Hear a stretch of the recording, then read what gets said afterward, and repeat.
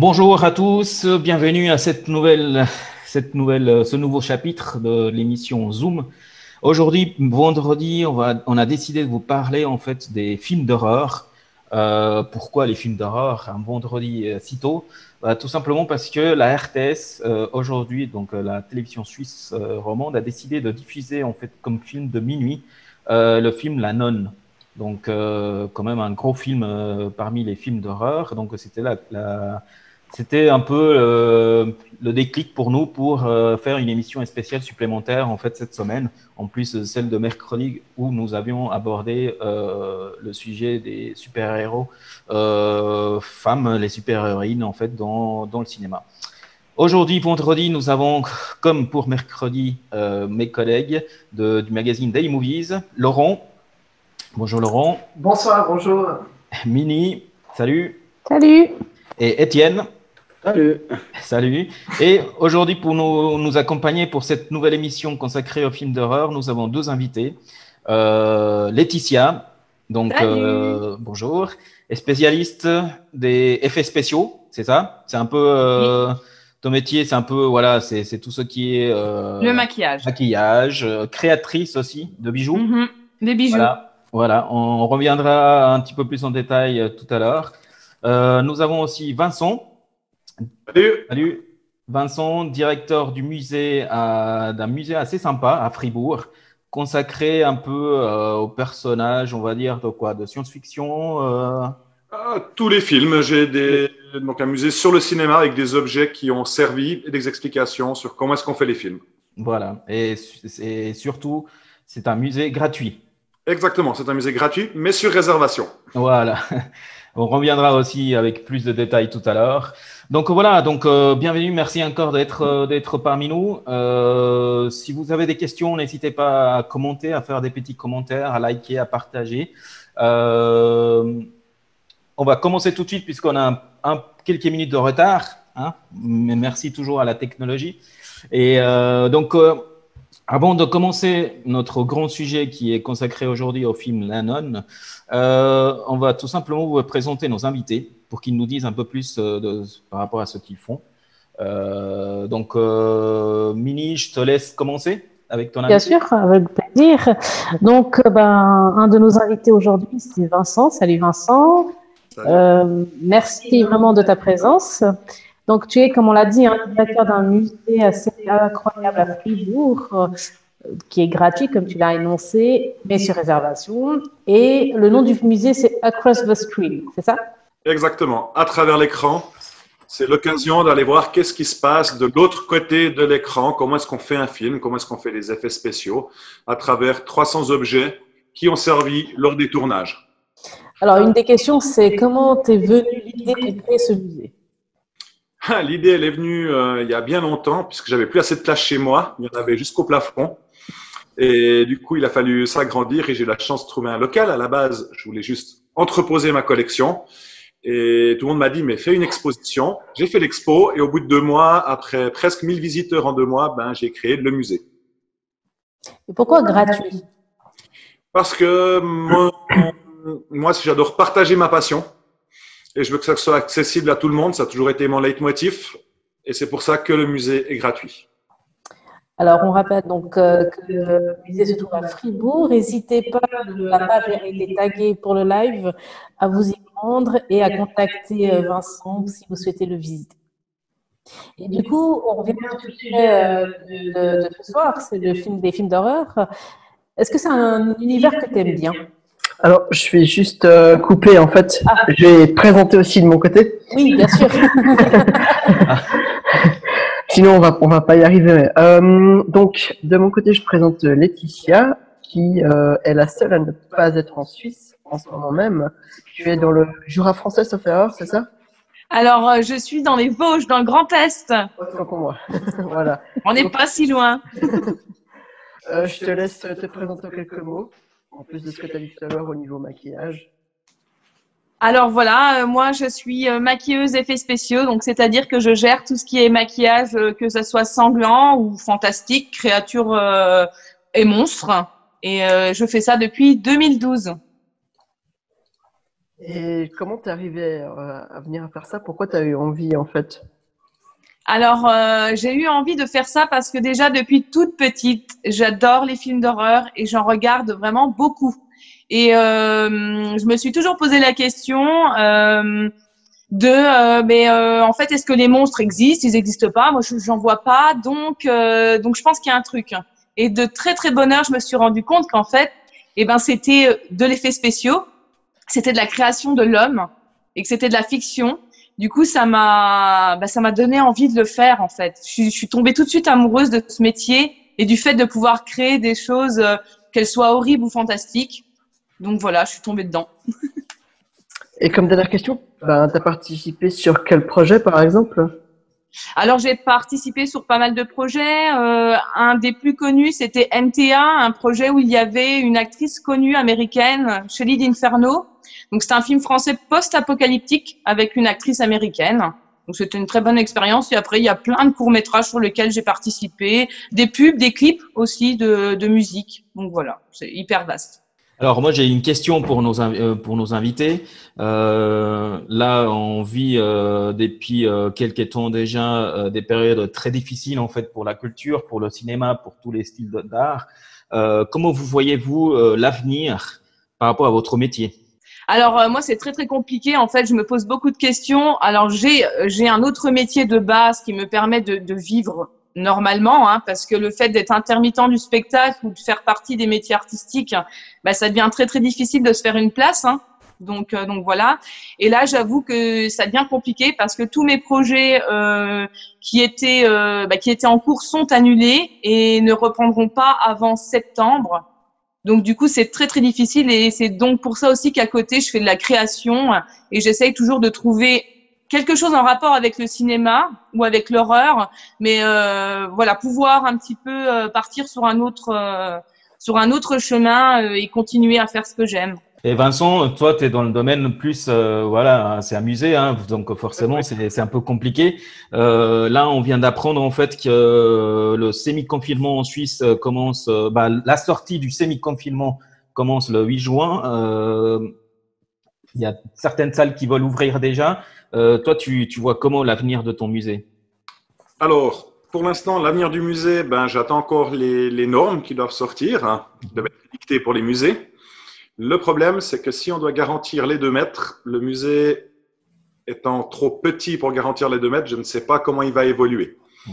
Par contre, si les 2 mètres ne sont pas obligatoires avec des masques, c'est clair que le musée, normalement, devrait réouvrir le 8 juin.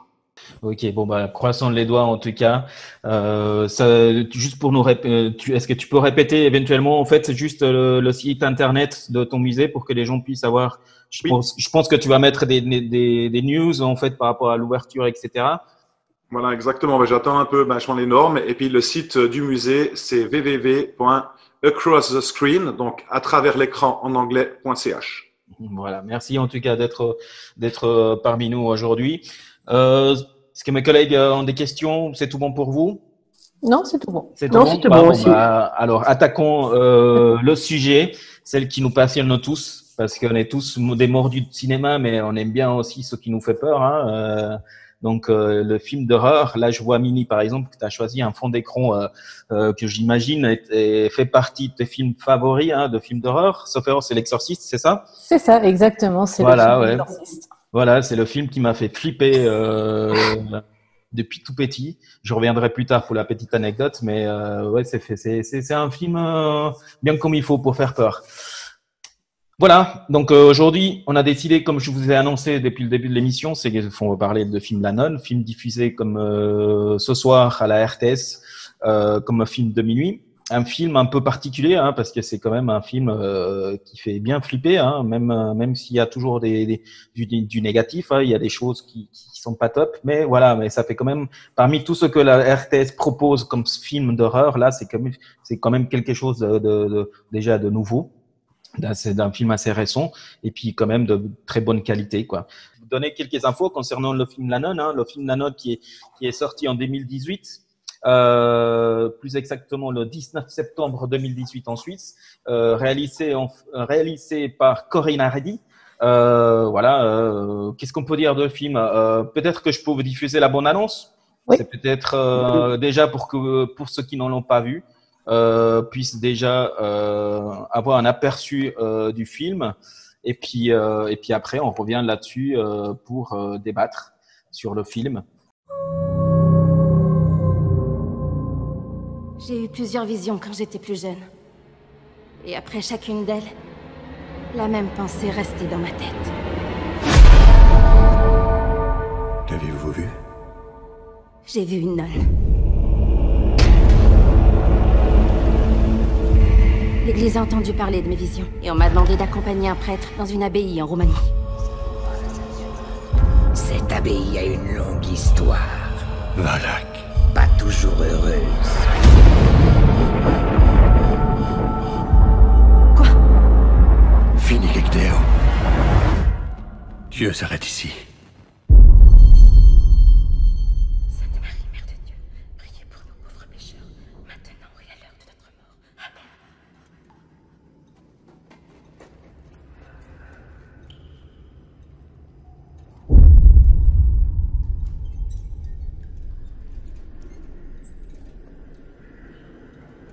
S'il vous plaît, ma sœur, par ici.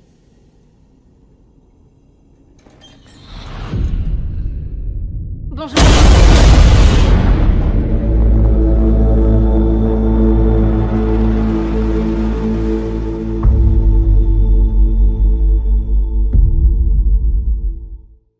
Voilà, évidemment, hein, c'est pas le même effet en pleine nuit, dans l'obscurité, dans l'ambiance. Hein, là, il fait encore jour, donc c'est pas, on n'a pas les mêmes effets, hein, mais ça met déjà la bande-annonce. Je pense, ça nous met bien dans l'ambiance déjà du film, dans le film. Après, c'est toujours cette histoire de petits soucis des bandes-annonces qui durent une éternité et qui montrent déjà quasiment tout le film.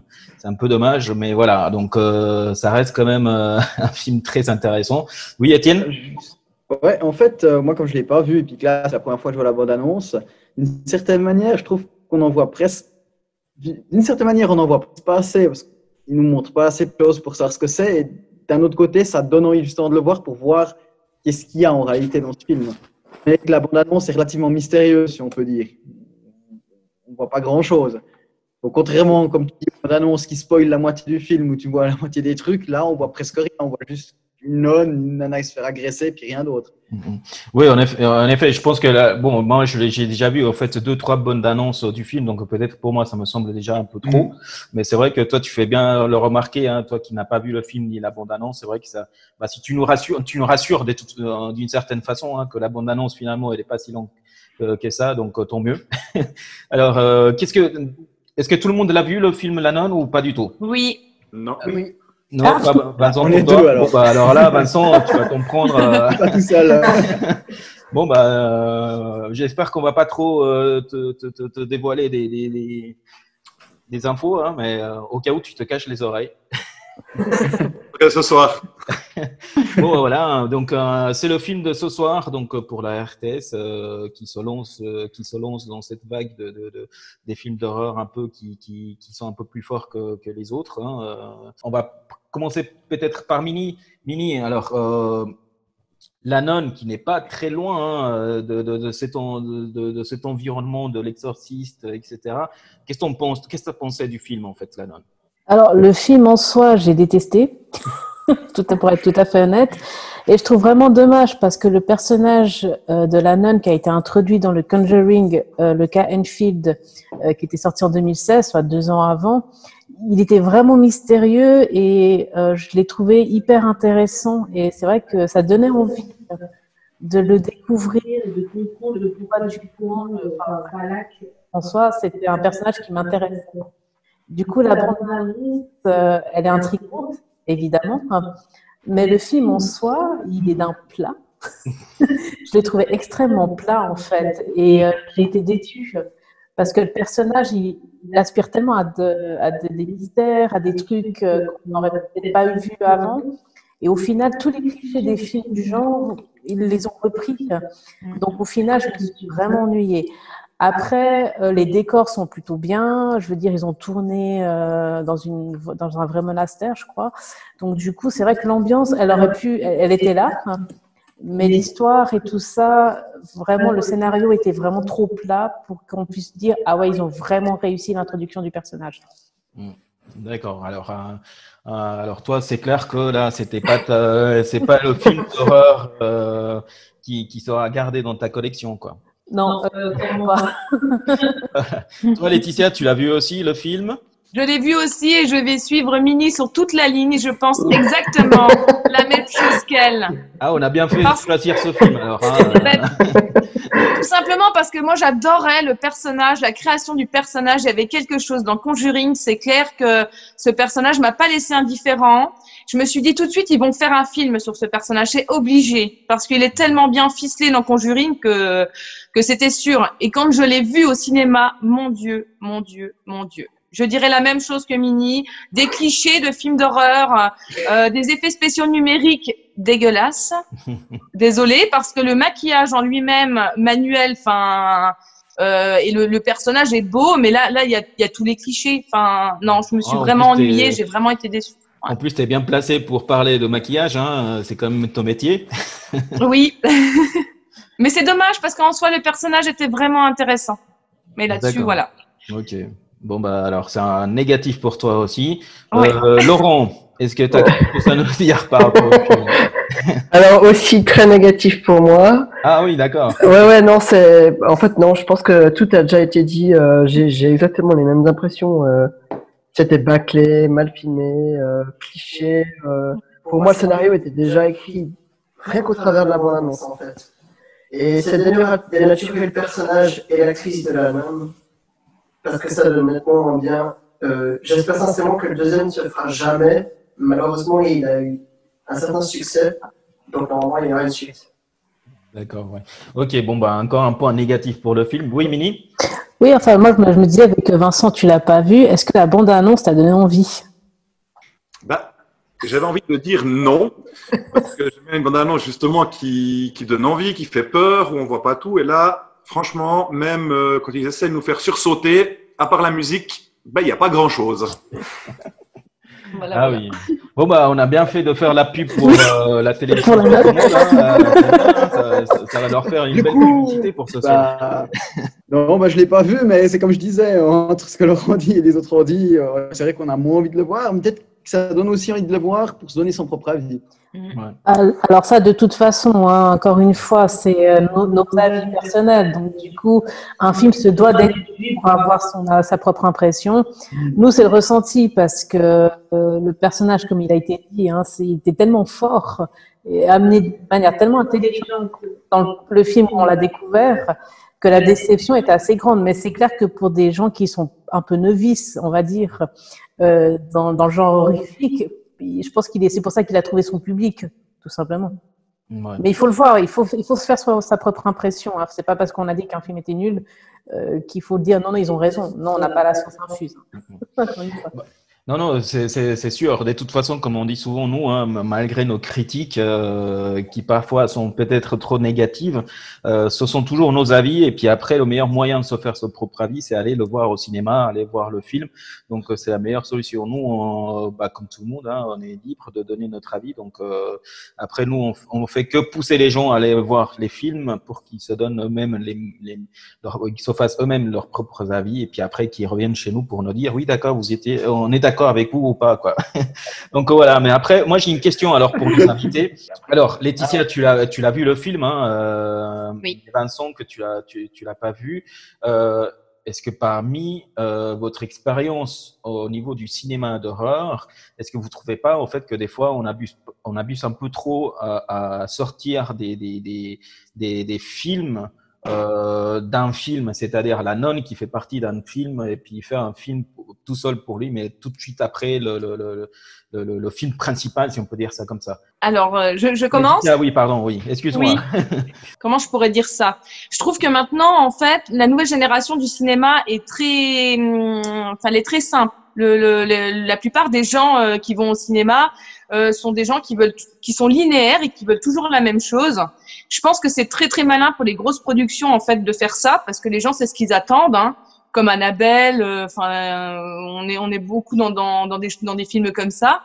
Et je trouve que alors moi j'ai peut-être des formations professionnelles, hein, Le problème étant que maintenant, quand je regarde des films, je suis très critique et je suis souvent beaucoup déçue parce que je ne retrouve pas les choses que j'ai ressenties en fait au départ du cinéma, enfin les anciens films, que je chéris beaucoup du coup.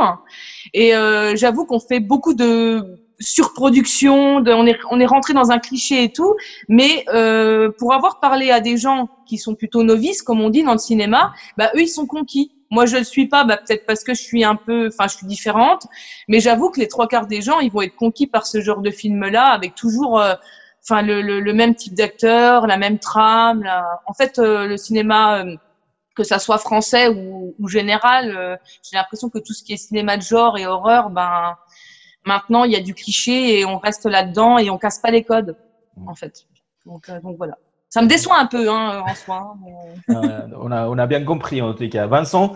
Oui, je suis un peu du même avis dans le sens que là, on est bien d'accord, le cinéma, il n'y a plus grand-chose qui se fait, c'est ça, c'est vraiment une cash machine. Il faut que le film rapporte. Et c'est vrai qu'il n'y a pas beaucoup de scénarios original. On copie, s'il y a un film qui marche, on va refaire la même chose. Ça sera très lissé. Annabelle, qui est justement des Conjuring, La Nonne. Mais c'est vrai qu'il n'y a plus grand chose. Mais on peut parler pour tous les films, les super-héros, on les a plus revus et remâchés à toutes les sauces. On voit que c'est un peu la même chose. Maintenant, dans les films d'horreur, je dirais qu'il y en a quand même encore qui sont un peu originaux. Moi, il y a Get Out qui, pour moi, reste dans les tout derniers juste un chef-d'œuvre. Oui, tout à fait, oui. Et puis, il y a encore dans des séries ou des choses comme ça, entre autres Hunting House, moi, qui m'a énormément plu, entre autres aussi au niveau technique. Ils font un plan séquence qui est juste mais monstrueux. Ah oui.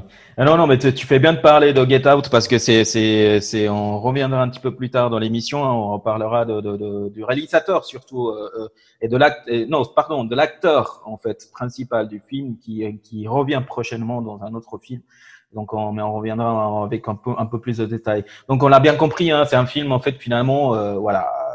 Pour nous, en tout cas, il a beaucoup de points négatifs. Est-ce qu'on peut trouver quand même quelque chose de positif dans le film? Mini? Oui. Est-ce que tu peux quand même donner un peu d'espoir au film en fait et puis oui, bien sûr, parce que encore une fois, comme l'a dit Laetitia, les effets spéciaux sont assez à vomir, mais le maquillage même de la nonne, il est plutôt intéressant et il est plutôt bien fait. Je pense que je la croise dans la rue, je flippe, mais c'est vraiment après. Comme les décors sont plutôt intéressants, le lieu choisi pour la production, elle est intéressante. Mais franchement, j'ai toujours un truc positif à dire sur un film et quand ça veut pas, ça veut pas. Donc, je pourrais pas dire plus.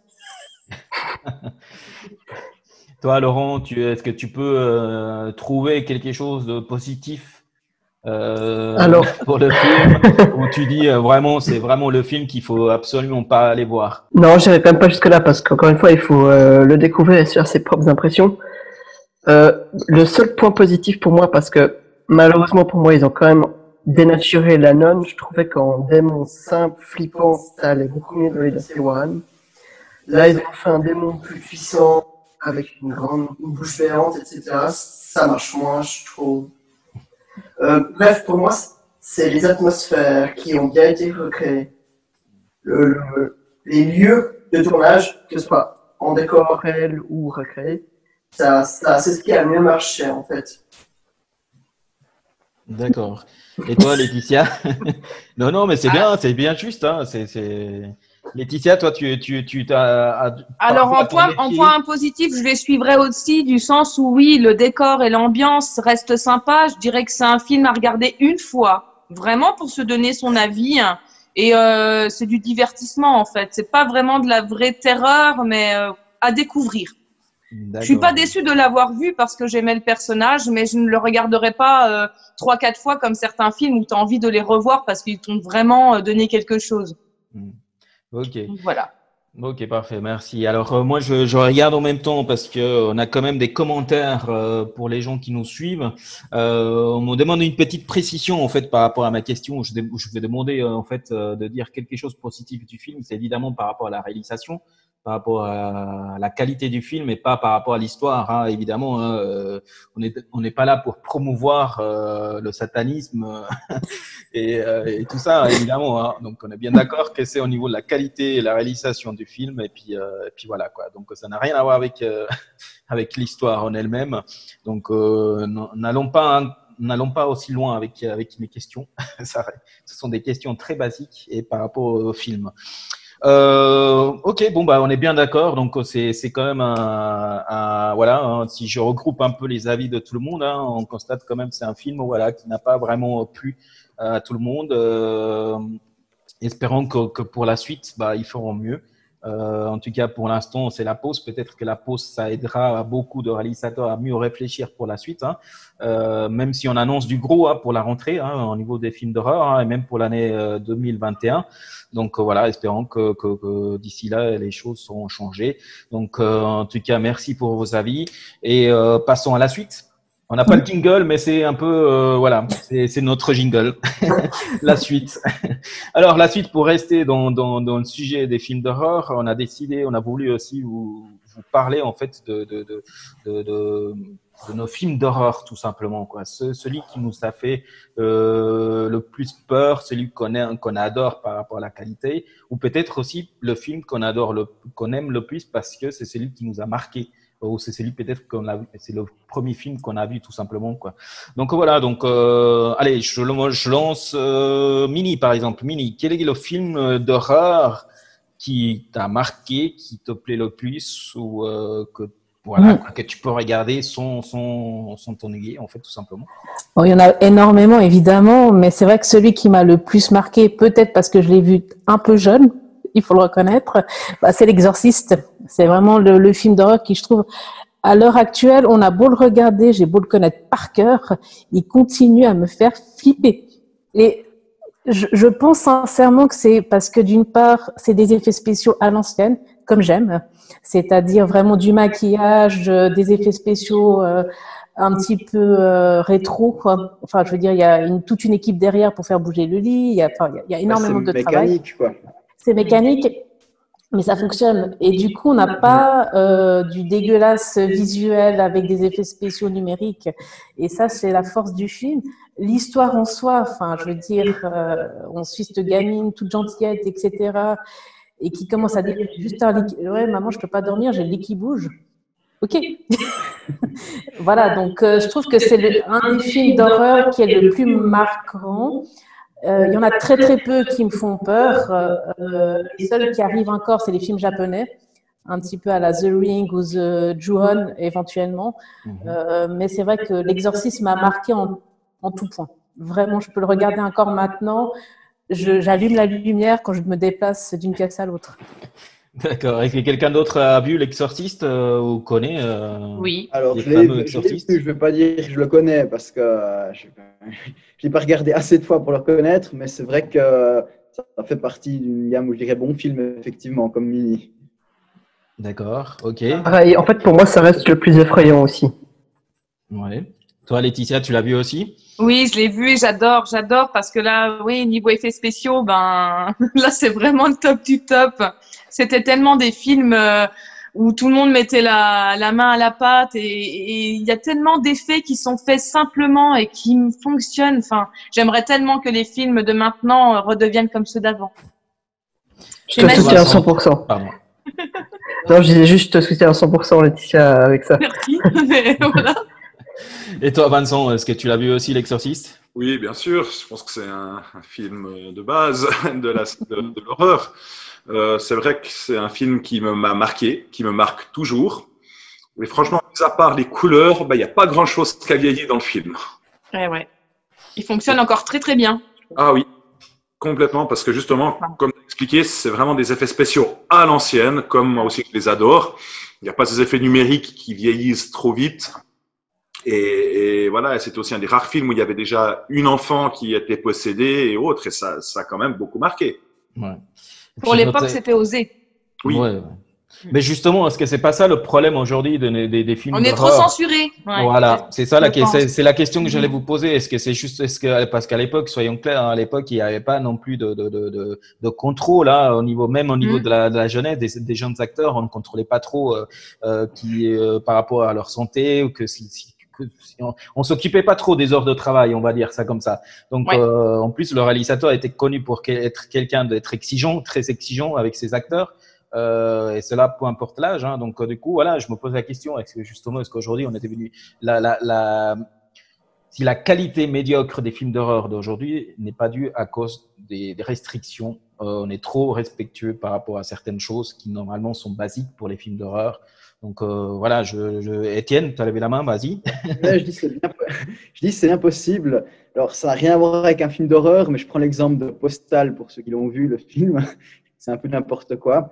À un moment, dans le film, il y a un mec qui arrive et qui tire dans le tas. Il y a que tous les adultes s'en sortent, il n'y a que les enfants qui crèvent. Et à la fin, on voit un champ de gamins morts par terre. Enfin, bref, voilà. Il se fait exprès parce qu'il voulait casser ce truc comme quoi on peut pas utiliser de gamins qui se fait tirer dessus dans un film. On peut pas. Enfin, c'est le genre de code qu'ils essayent de mettre. Et là, ils l'ont cassé à fond. Sauf qu'ils sont allés dans l'extrême. Il n'y a que les gamins qui sont morts dans la fusillade, alors qu'il y avait aussi des adultes. Ils l'ont fait exprès. Donc, comme dit Carlos, je pense qu'il y a beaucoup de restrictions de ce genre. Et brider, disons, l'ingéniosité des gens, ce n'est pas une bonne idée. Ouais. Vincent, tu voulais dire quelque chose? Ouais, je voulais dire, j'ai eu la chance de rencontrer Selma Blair, hein, qui joue justement dans L'Exorciste. J'ai eu la chance de la rencontrer, de pouvoir beaucoup discuter avec elle. Et il faut savoir que elle a quand même été beaucoup protégée sur le tournage, trop protégée sur le tournage. Et quand elle a vu le film et qu'elle a vu ce qu'on lui avait fait faire, elle n'a pas très bien réagi. Elle avait l'impression d'être trahie. Donc voilà, on sait que le tournage a été très très très dur pour tous les acteurs. Hein, et on sait comment ont été traités les acteurs pour justement donner ce côté encore plus réaliste au film. Ouais. D'ailleurs, je recommande, hein, pour ceux qui veulent savoir un peu plus sur le film L'Exorciste, il y a un documentaire qui est sorti concernant autour de la réalisation du film, les acteurs, comment ça s'est passé. Et puis surtout, il y a aussi un documentaire, on me dit ça dans les commentaires dans notre débat, hein, on nous dit qu'il y a un documentaire qui raconte la vraie histoire de L'Exorciste du film. Donc voilà, ça, comme quoi, c'est un film qui fait encore parler de lui et apparemment, on n'a pas encore tout vu sur le film. Mini, oui. Oui, je voulais juste préciser que n'hésitez pas non plus à lire le livre. Il est vraiment bien. Et si vous êtes plus lecture que cinéma, vous allez trouver quand même cette ambiance angoissante. Après, c'est vrai qu'en lisant le bouquin, on a forcément le film qui nous vient en tête. Et je pense qu'un des points vraiment positifs aussi du film, c'est sa musique. Il n'y a pas photo. Le thème de L'Exorciste, on l'entend, on flippe. Ouais. Et pourtant, on aura beau être en pleine journée, à la métro, dans un supermarché, tout ce que vous voulez. Si la musique de L'Exorciste est diffusée dans un supermarché, je me poserai des questions. Non, mais ça, c'est que justement, comme je vous disais tout à l'heure, hein, pour la petite parenthèse, moi, L'Exorciste fait partie aussi de mes films, pas préférés, mais c'est celui qui m'a marqué le plus.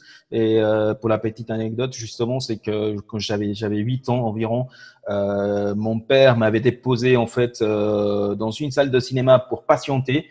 Et en fait, il s'est pas rendu compte en fait que le film qui était diffusé était L'Exorciste.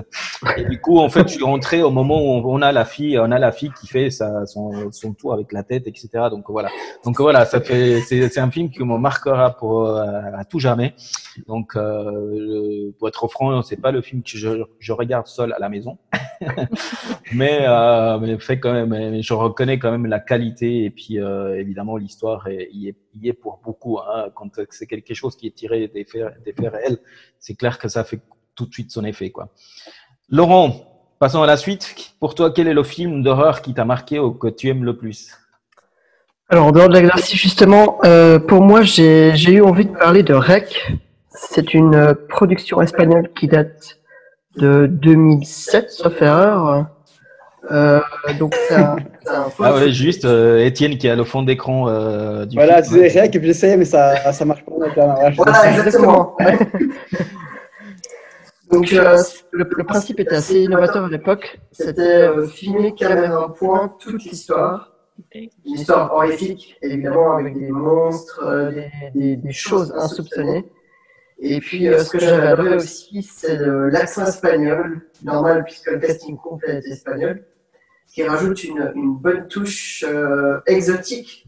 Et le fait que ça ait été tourné dans un pays où, à l'époque, on ne savait pas qui savait faire des films d'horreur, pardon, ça rajoute un sacré point positif. Voilà. Oui, Donc, oui. Excuse-moi, vas-y, oui. vas-y. Non, je disais, alors, est-ce qu'Eric, c'est un film aussi que tout le monde l'a vu, a entendu Alors, je l'ai parler? vu aussi. Là. Oui. Alors, Laetitia, tu l'as vu aussi? Oui. Voilà, c'est un film qui t'a marqué aussi? C'est un film qui m'a marqué. Enfin, c'était le début du fan footage, caméra embarquée, voilà, assez saccadé. On se met facilement à la place derrière la caméra, en fait. Finalement, on se met à la place de la vision, et je trouve que ça marche bien. Et pour pas spoiler le film, enfin voilà, les créatures, tout ce qui est autour, c'est vraiment sympa. J'ai aimé. D'accord. Vincent, tu l'as vu aussi, le film? Oui, bien sûr. C'est pour moi, je pense aussi une base des films d'horreur. Rec, c'était vraiment un des premiers films où justement on a l'impression d'être à la première personne. Espagnol, donc c'est original. Il n'y avait pas toute la pression sûrement hollywoodienne derrière. Et ça, on voit qu'ils ont le champ libre pour faire justement quelque chose de beaucoup plus original. Ouais, tout à fait. Ouais. En tout cas, voilà, excellent film. Donc, c'est un film qui fait partie de ton catalogue de collection, j'imagine, Laurent. Oui, exactement. Voilà. Ok, bon bah, alors moi de mon côté, Étienne, excuse-moi, Étienne, je t'ai oublié. Ouais. Ouais, bah, tu sais, toi, t'es déjà dans un film avec ton fond. Voilà. Non, je l'ai vu.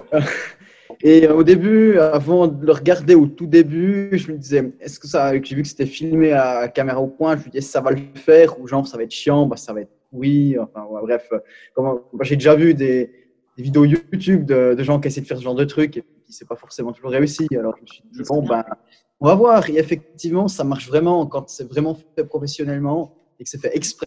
Alors franchement, ça rend vraiment bien. On a l'impression d'y être, d'être dans le film et que le gars qui a la caméra, c'est notre pote qui est à côté et puis en fait, on est en train de courir avec lui, quoi, en quelque sorte. Oui, c'est vrai que ça fait partie des films qui ont marqué beaucoup de gens, rien que pour le côté très réaliste. Après, il y en a beaucoup qui ont suivi un peu qui ont surfé sur cette vague-là et qui malheureusement se sont bien plantés. Oui. Oui, alors encore une fois, on va juste préciser une petite chose. Évitez le remake américain, s'il vous plaît. Ah oui. Concentrez. Voilà, on va l'éviter vraiment. Ça a été une perte de temps monumentale. Concentrez-vous vraiment sur la version espagnole. Je l'ai vu, hein. Voilà, on peut l'oublier. On peut l'oublier clairement. C'est lequel? C'est Rec 2 ou bien? Non, c'est en quarantaine. C'est en quarantaine. Voilà. Ok, C'est d'accord. vrai que nous, on avait eu la chance de rencontrer Jaume Balaguerro et Paco Plaza lors d'un festival du film fantastique de Neuchâtel.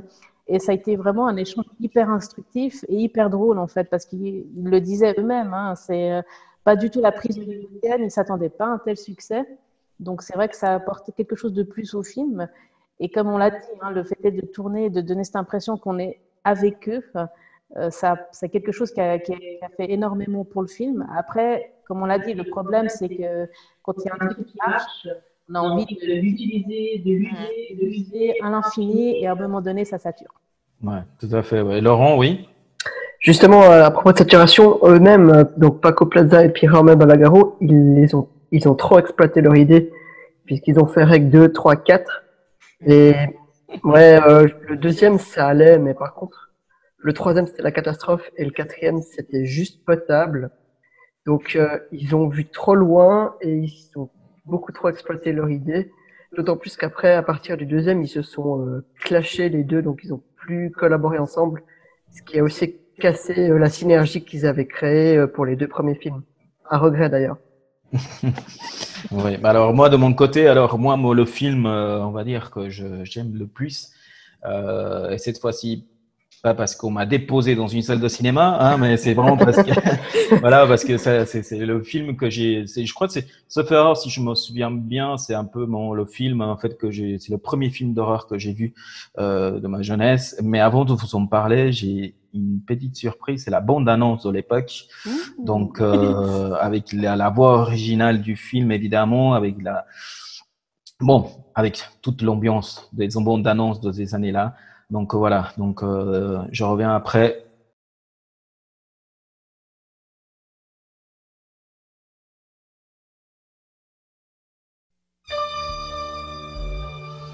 The kids of Elm Street don't know it yet, but something is coming to get them. There's something out there, isn't there?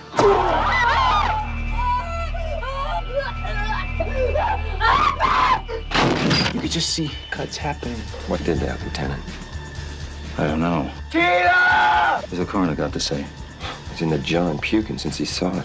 They're gonna kill me for sure. Did you do it? There was somebody else there. He was locked in a room with a girl who went in alive and came out in a rubber bag. No one knows where it came from or who it will visit next. Nancy? There's something wrong with you. You're imagining things. Nightmare on Elm Street. Do you believe in the boogeyman? No. Whatever you do, don't fall asleep. No! She's the only one who can stop it. If she fails, I'm your boyfriend now, Nancy. no one will survive. Help me, please!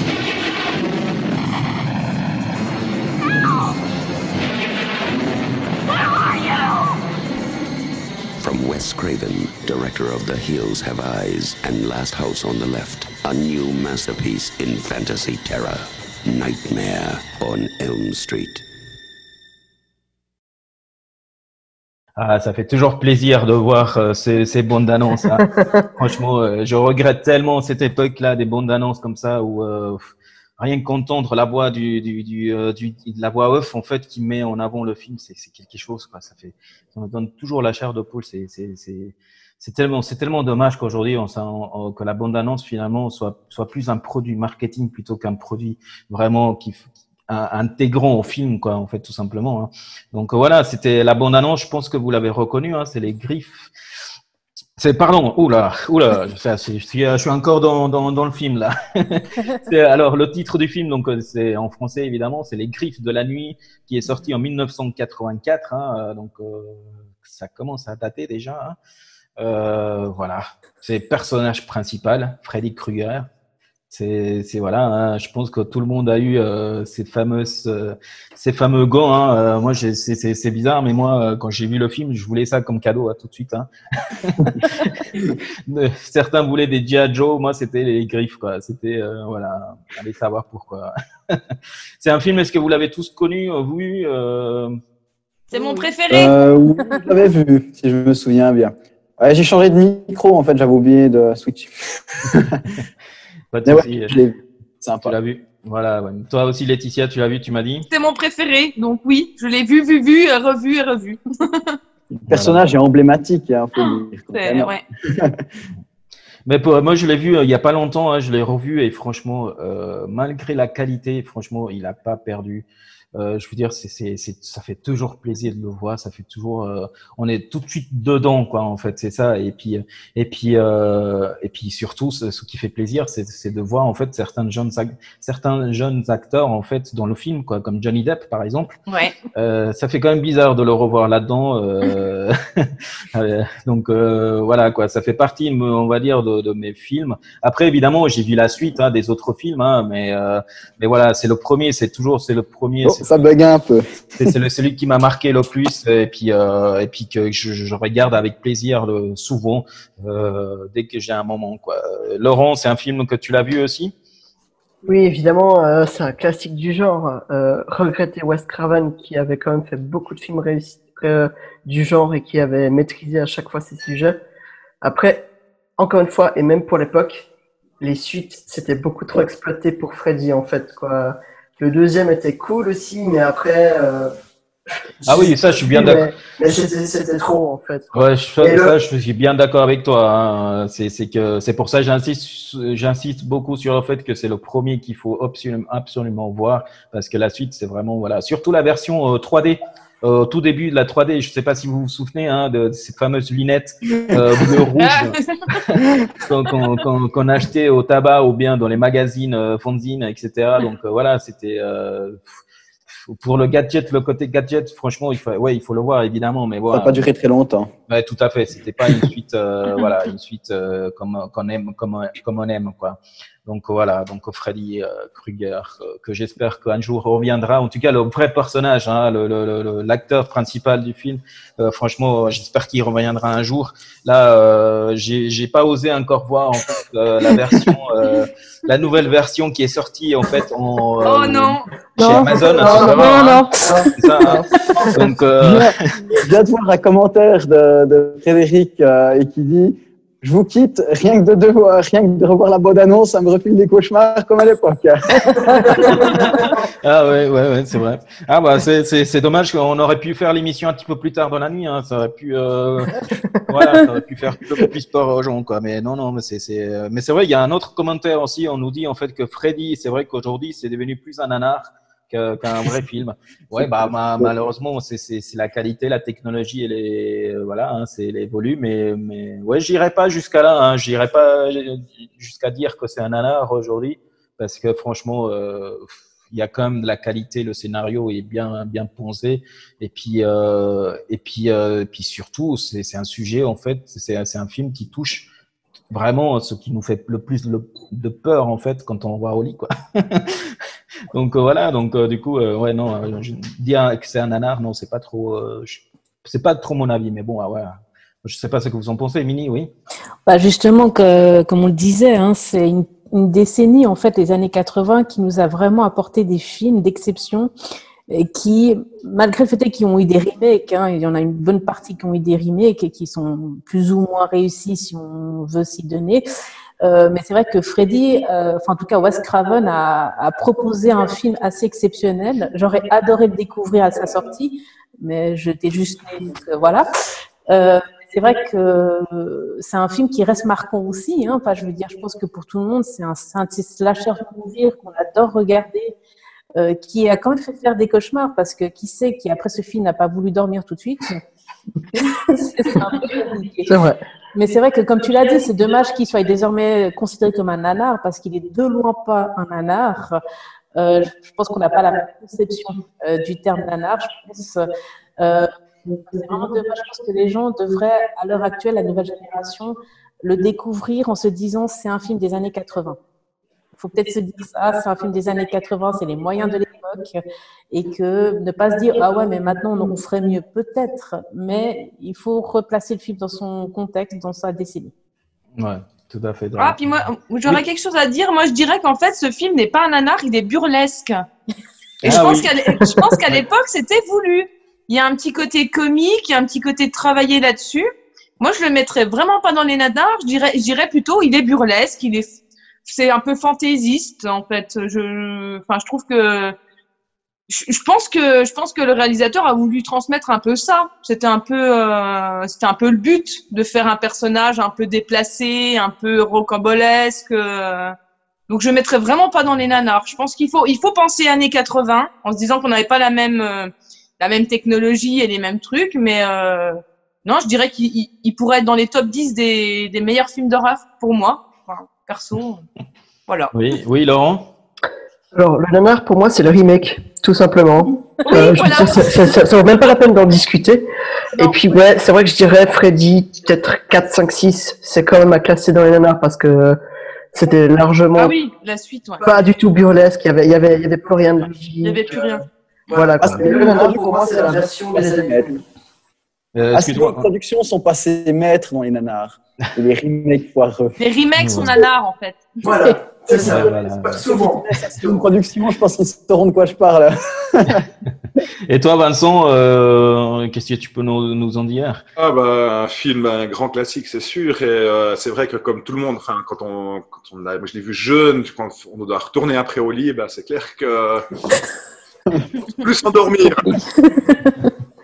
Dans ton musée, d'ailleurs, t'as pas la statuette ou les griffes? J'ai aussi eu la chance de rencontrer plusieurs des Freddy, des acteurs qui ont joué Freddy aussi. C'est clair, ça reste un énorme classique. Ouais, bon, Il y a Claire qui nous qui nous dit que le Blob a effrayé beaucoup d'ados à l'époque. Ah oui. Ouais, c'est juste. Ouais. Donc celui de 1987. Alors je sais pas, elle l'a pas spécifié. Non, je pense que c'est ça, ouais. Mais bon, c'est surtout moi la scène la plus marquante du film. C'est vraiment la partie où on voit en fait. Alors, c'est celle où en fait on voit. Alors j'ai un blond là en ce moment, et je crois que c'est Johnny Depp, je crois à un moment donné, non, qui est dans le lit. Ouais, qui est dans le lit, ouais. voilà, Oui. ouais. Franchement, cette scène-là, elle est incroyable. Donc, Et les litres de sang, J'aurais aimé tourner sur un truc comme ça devait être l'éclate. Ouais. Tu dois être content de prendre une douche après. Ouais, tout à fait. Ouais. C'est ça qui fait la richesse de ce film, hein, c'est qu'on Ah oui, peut c'est les s'amuser effets. à sortir des détails, des choses qui nous ont marqués. Et voilà, donc c'est en tout cas pour moi, ça fait partie de mes films préférés. Toi, Vincent, est-ce que tu as un film qui t'a marqué ta jeunesse jusqu'à aujourd'hui? Bon, L'Exorciste, je pense que ça reste le film. Après, je suis un grand fan de slasher. J'ai grandi avec la grande période de Wes Craven et les slashers, hein, on est bien d'accord. Après, je dirais, moi, Poltergeist. Poltergeist me laisse toujours aussi un petit côté, avec justement tout ce côté où on va voir, en fait, l'autre côté, l'autre monde.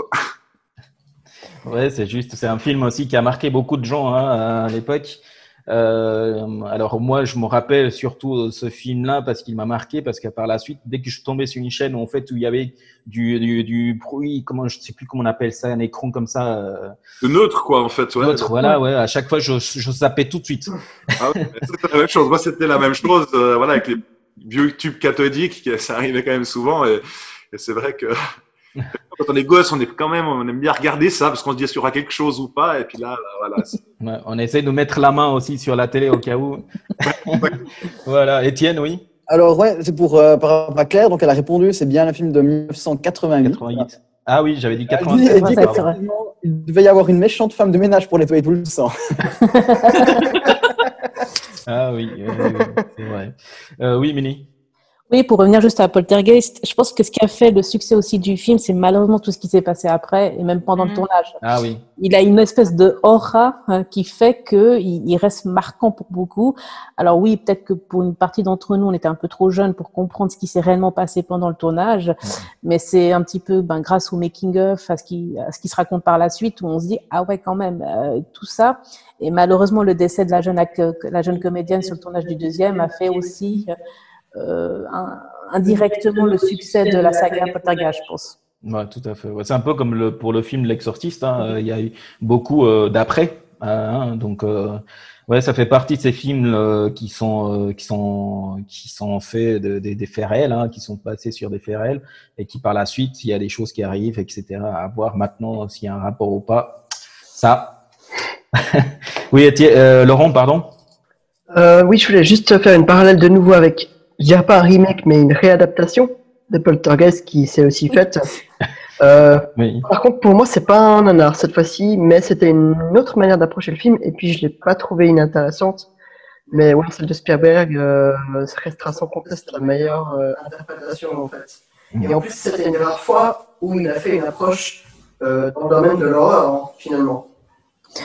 Bon, je pense que par rapport au remake, on le doit aussi beaucoup à Sam Raimi, qui a pas laissé foirer complètement le truc.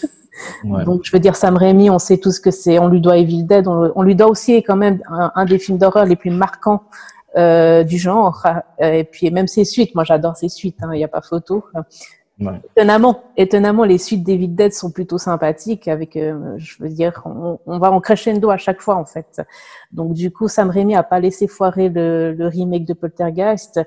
Après, c'est clair, c'est pas une réussite comme le premier, ça n'a pas le même impact. Mais au final, ce qui est bien, c'est que pas tous les remakes sont bons à acheter. Ouais. Faut dire ça.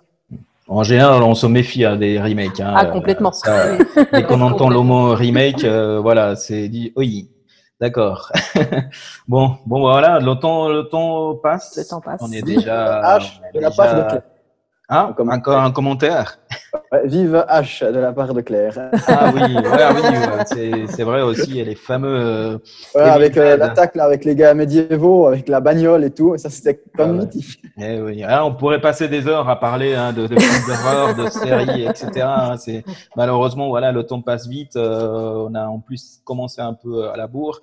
Je finirai juste cette émission alors avec peut-être le film que vous attendez le plus pour cette année. Alors évidemment, s'ils sortent en salle, évidemment, hein, mais on a déjà entendu plus ou moins, on connaît déjà les films qui vont sortir prochainement. Laurent, quel est le film que tu attends le plus? La suite de Sans un bruit. Sans un bruit, ah oui, l'excellent Sans un bruit. bruit. J'attends assez impatiemment. Ouais. Sans un bruit qui a eu un succès fou, suite au bouche-oreille, comme quoi. A fait du bruit. Alors, moi, je ne sais plus s'il était réellement prévu pour cette année, mais en tout cas, c'est la suite de Halloween qui était sortie en 2018. J'ai trouvé que retrouver Mac Myers, c'est mon préféré, donc il n'y a pas de souci. Et j'ai adoré retrouver un petit peu Laurie Strode et compagnie. Donc la fin m'a laissé, m'a donné l'impression que la suite pouvait être intéressante. Pour autant, encore une fois, qui respecte, par pitié, respecter les fans qui ont grandi avec la version de John Carpenter. Et puis voilà, mais c'est vrai que Halloween Kills, je crois qu'il va s'appeler, qui est prévu normalement cette année ou l'année prochaine. C'est un des films d'horreur que j'attends un petit peu. Ouais. D'accord. Ensuite, Étienne, est-ce que tu aurais un film en tête comme ça qui Non, en fait, pas vraiment. J'ai pas trop suivi la sortie des films ces derniers temps, étant donné les circonstances aussi. D'accord. En plus, si on catégorise dans les films d'horreur, alors non, j'en ai aucun en tête actuellement qui est sorti. Le seul que j'ai un petit peu, c'est Sans un bruit, parce que avec Laurent, on a fait le montage d'un petit. Ah oui, vous avez préparé une émission. On avait préparé quelque chose, ouais. Voilà, ouais, pour exactement. La sortie, c'est juste, ouais. Oui. Voilà. Vincent, toi, tu as un film que t'attends? Alors moi, ce serait pas un film, ça serait plutôt une série. C'est la saison 2 de Hunting House. Ah oui, ouais, juste. C'est une série d'ailleurs que je viens de découvrir il n'y a pas longtemps. Hein. Moi aussi, c'est le confinement qui me l'a fait découvrir. J'ai adoré et je suis impatient de voir la saison 2 parce que techniquement, c'est juste magnifique. Ouais, non, c'est vrai, c'est vrai. D'ailleurs, c'est une série en fait qu'on n'entend pas beaucoup parler, hein, et c'est bien dommage. On va pas en dire plus parce que c'est quand même une histoire, on va dire facile, hein, classique, mais je conseille aux gens d'aller voir cette série, à découvrir cette série. C'est sur Amazon. Non, pardon, Netflix. Voilà, Netflix. Ouais, entre Netflix, Amazon et puis tout le reste, c'est compliqué. On n'arrive plus à suivre avec ce confinement. Laetitia, toi, tu as un film que tu attends pour… Alors, moi, pas vraiment. Je suivrais Mini du sens où Halloween m'intéresserait aussi. Parce que là, pour le coup, bon, on parle pas vraiment de remake, mais je trouve que là, ce film-là que j'ai vu en 2018 avec le dernier Halloween, vraiment, je suis ressortie de la salle de cinéma en me disant, enfin, ils ont fait un film bien. Oui. J'avais rien à dire en fait. C'était la première fois depuis très très longtemps que je ressentais en fait ce truc en me disant j'étais soulagée en fait. Donc je serais curieuse de voir effectivement la suite. Ouais, d'accord. Aussi. Alors par manque de temps, malheureusement, je pourrais pas vous diffuser. En fait, je vous avais préparé en fait la bande-annonce du film que j'attends en fait pour cette rentrée parce que c'est un film on parle pas beaucoup et malheureusement c'est un remake suite mais voilà mais je suis assez curieux de voir ça. C'est le fameux Candyman. Je sais pas si ça vous parle oui. Voilà, il était là, ils ont annoncé la sortie pour la rentrée, il est prévu pour le 30 septembre de cette année. Donc je trouve assez courageux de sortir le film à cette époque-là. Mais voilà. Mais donc, j'ai appris en fait que la réalisatrice, c'est Nia DaCosta, donc qui est assez débutante, qui est plus spécialisée dans les films, dans les clips musicaux, etc. Donc là, c'est un gros projet. En plus, elle s'attaque à un film quand même, un classique des films. Donc, et en plus, l'acteur principal du film, c'est quand même un acteur qui s'est fait connaître justement. Vincent, tu parlais la série, le film, pardon, Get Out. Donc Jordan Peele. Voilà. On verra ce que ça donne, mais ça, c'est un film que j'attends avec impatience. On verra si par la suite il prévoit une suite ou pas. Mais voilà. Donc, j'aurais voulu vous présenter la bande-annonce, mais ce sera sur notre site dailymovies.ch, daily-movies.ch. Voilà, petite pub pour notre site internet. On a publié il n'y a pas longtemps la bande-annonce, donc je vous laisse découvrir. Et sinon, pour terminer, je vous remercie encore pour cette nouvelle émission consacrée aux films d'horreur. Évidemment, on aurait pu parler des heures, parce que on a de quoi dire sur les films d'horreur. Merci à nos invités. Merci Laetitia. Merci Vincent. Tout bon pour la suite.